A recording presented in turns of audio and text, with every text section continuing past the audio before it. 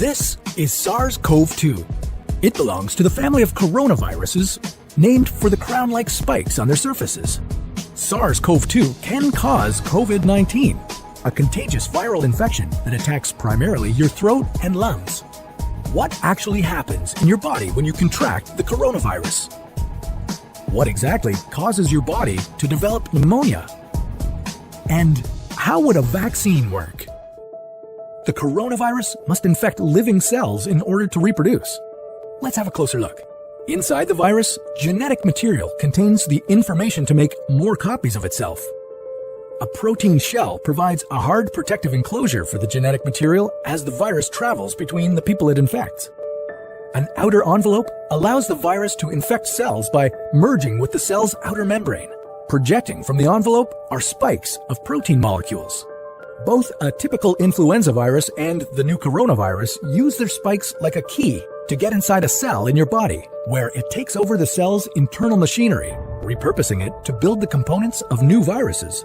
When an infected person talks, coughs, or sneezes, droplets carrying the virus may land in your mouth or nose and then move into your lungs.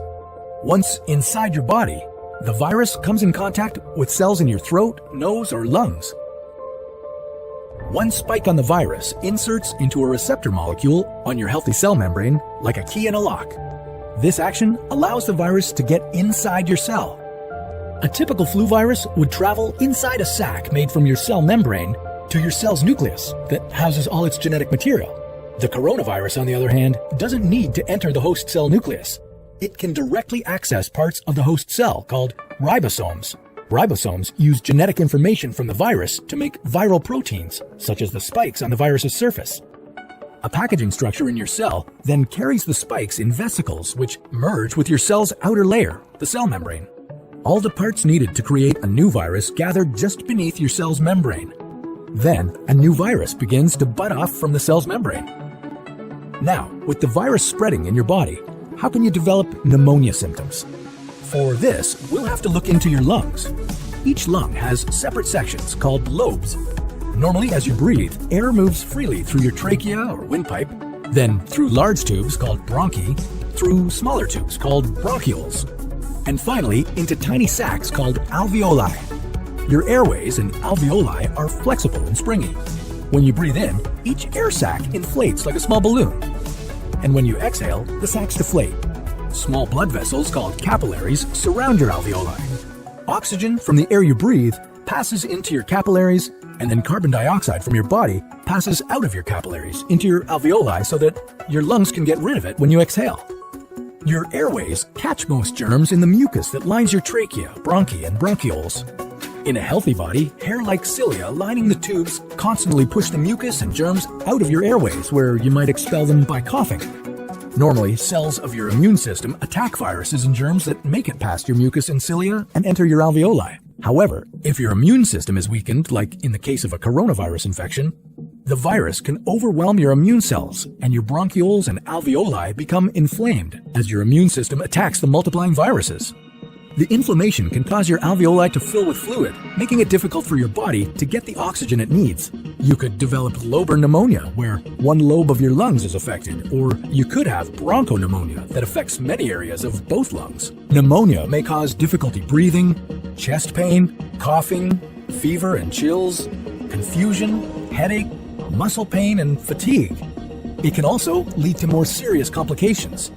Respiratory failure occurs when your breathing becomes so difficult that you need a machine called a ventilator to help you breathe.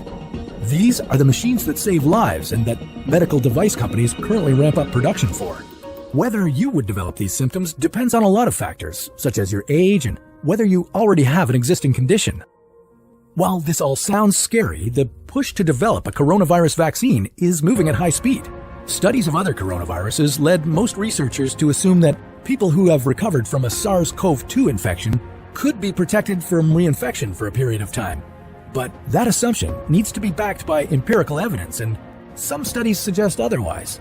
There are several different approaches for a potential vaccine against the coronavirus. The basic idea is that you would get a shot that contains faint versions of the virus. The vaccine would expose your body to a version of the virus that is too weak to cause infection, but just strong enough to stimulate an immune response.